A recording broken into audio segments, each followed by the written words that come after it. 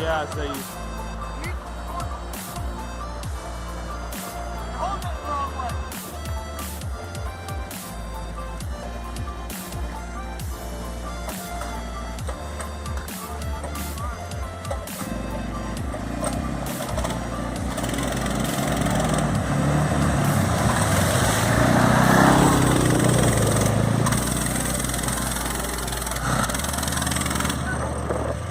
Well, that definitely took a little sip from that river.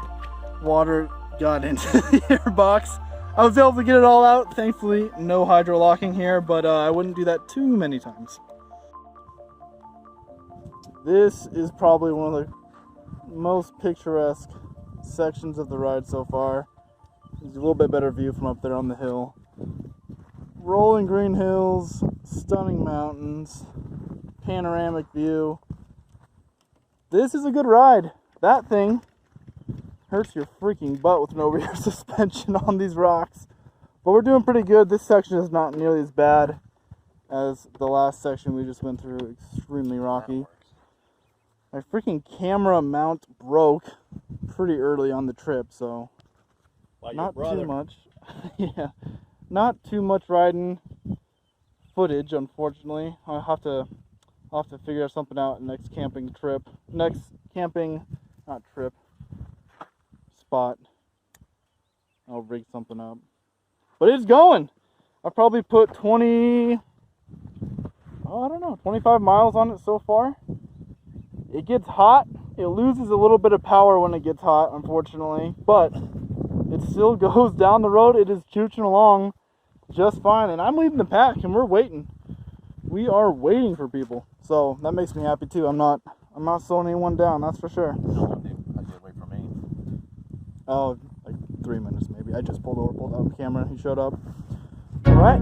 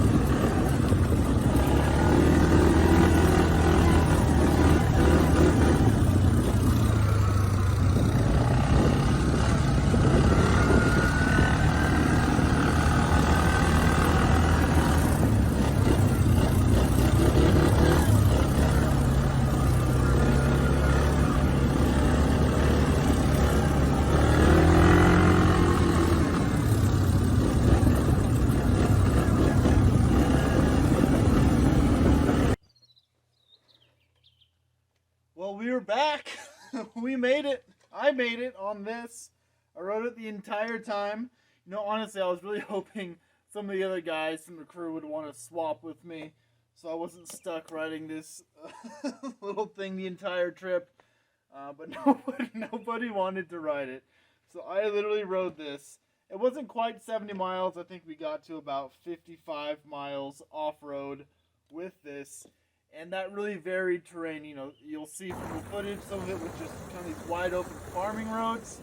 Other parts of it were really some tight technical, not necessarily technical, but some really skinny, rocky terrain that the trucks were not happy. They got all that thin striping from the bush. And hopefully that buffs out for them. This, not an issue. It's funny, I was actually leading the pack. I thought, because I had the GPS right here, I thought for sure that everyone's going to be just super slow, waiting for me to go forward. But honestly, I was waiting for them, which was surprising, to say the least. Especially, of course, on the wide open roads, they could have gone way faster. But, we topped it out at 30 miles per hour. So on the straight flats, this thing, top speed, the governor's still installed, 30 miles per hour. Not too bad. That's actually way faster than what I was thinking it was going to do. And off-road, I was able to ride it 30 miles per hour, and the big trucks and the Jeeps couldn't even come close to keeping up with me. Of course, my younger brother on the quad, he would have blown past me, no problem. But this handled really well. It held its own for the entire trip. It made it, which honestly, I was 50-50 on whether this would make the duration of the trip or if we were going to have some catastrophic failure where he was going to have to go into the back of a truck. But no, it made it the entire time. It was a fun trip. How did I do? I think I did really well. I didn't fall. I didn't crash. I crashed once. I was a little drunk that first night. We were hanging out by the river. We were all drinking, and we were just riding this thing. That's when everyone was hopping on this, and we were all taking turns riding. My brother crashed it really hard, broke my camera mount on it, so I wasn't really able to take a lot of good footage, and I apologize for that. Half of that had to do with the gear that I had was just cheap and crappy. The other half was, this is kind of my event. I run the whole thing. I plan all the routes. I plan the dates. I, plan where we're going to do all the camping. And I'm kind of stuck in between that. Do I want to treat this as a filming expedition? Because no one else is filming for me, and I don't want to have to keep pausing, setting up a camera. And all that takes a lot of time. And for, the other guys, they don't want to wait. And I feel bad making them wait. I never want to be that guy who's making the entire crew wait because I'm setting up a camera. So I didn't do a whole lot of filming because, my camera mounts broke that first night. Thank you, JJ, for that. no real big issue. But then also, I didn't want to make everyone wait up for me while I was filming with the camera. So not as much filming as I would have liked. But this did really well. You can see I did a river crossing. That did not go so well in the least bit. I thought for sure, I was like, okay, the water is only about, maybe 14 to 18 inches high. This has got plenty of travel. My airbox is much higher than that. I should be fine. But no, I got into the water and it rushed over the engine into the airbox, killed the engine pretty quick. And then I had to push it through the water. These big old tires are literally getting carried by the currents. That was fun and not nearly as seamless as I was hoping it would be going through the water. I've crossed that river a few times on quads and dirt bikes and never really had an issue. This was not the tool for that river crossing. And river, it's not a river, it's a little stream, but it was a lot of fun. It did well. Now, some of the issues that pertained to just riding a tiny little mini bike for that long, my back was killing me. I've actually never ridden a hardtail bike off-road for any extended period of time. I'm trying to think if I've, growing up, I had some little mini bikes and like a little scootery thing that was, no rear suspension. But you never really notice it because you're not doing like legitimate off-roading, multi-day stretch trips. But man, towards the end of the day, you can't stand up on this bike. Because the pegs are forward, if you try and stand up, you have to pull really hard on these handlebars, and actually these started coming loose. And I had to constantly tighten them. It wasn't a big issue, tighten them, you're fine, but I feel like the amount of pressure I was having to pull back on these handlebars to get into a standing up position, you really can't stand up on this bike to get your your back some relief. So the entire time you're off-road, every single bump you just felt right up your back. Not the most comfortable experience. I'm glad that I did it. I will not do it again. So, unless I got into a group of friends and we're all saying, everyone's going to be on a mini bike. We're all going to go on this big fun adventure. Okay, I'd reluctantly say, okay, I'll go. It sounds like a good time. But as far as just doing that trip again when everyone else is on quads or trucks and I'm the only one on this, no, I'll just take the quads are way more fun. Way more fun. But this was a good time. The other issue was when this bike started to get really hot, and it was a record heat day. You'll notice I was actually wearing pants. One, because the heat of this bike is too much to wear shorts. You can't do it for a long period of time. Quick trip, shorts, no problem. As the bike is getting hot, it was 110 degrees during that first day.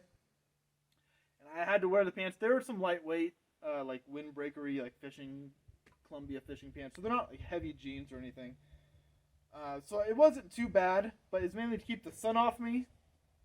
Because I would have just gotten burnt. I would have gotten burnt so bad. And I hate wearing sunscreen, so I just wear the long sleeve. It's a really lightweight material, not a big issue. But this was getting hot, and as it got hot, the engine actually lost some power. And I'm not entirely sure if that has to do with some head warpage and I'm losing some compression, or if it has to do with the regulator rectifier is kind of getting too hot and I'm losing spark. I don't know what it was, but as this would actually heat up, it started to lose power. Not top speed, which was interesting. So you'd still, if you're on a flat road, you could still hit your 30 miles per hour. But if you were trying to climb a little bit of a hill, you could really feel it starting to bog down. Now, I never actually got stuck because of the lack of power. However, it was an issue, totally. It definitely was slowing down up a hill. And there wasn't any super severe hill climbs, so I never had to use the old Fred Flintstone legs to get me up anything. But it was losing power for sure, and I could really feel a big difference between when the bike just started up and after you had ridden for a mile and it was getting really hot. You'd feel that loss in power. It was a really fun trip. It was a lot of fun. It made it. I never had to bust out the machete. If I had to take the machete out and bushwhack the trail, then all was lost at that point. And thankfully, we never got lost. We never had to turn around. It was a fun trip. Lots of different terrains. You start off right out of here, and you get into the first section of the ride is this really kind of rocky grasslands. And then as you cross the creek and you go up into some higher elevation, you get into get out of the junipers and sage, you get more into the ponderosa pines. And then we actually had a trailer up to cross through town. And then on the other side of town, you get into the straight alpine firs and the snow and the high lakes up there. And it is a stunning, stunning place to go for a ride. Unfortunately, that first section of the ride has burnt down.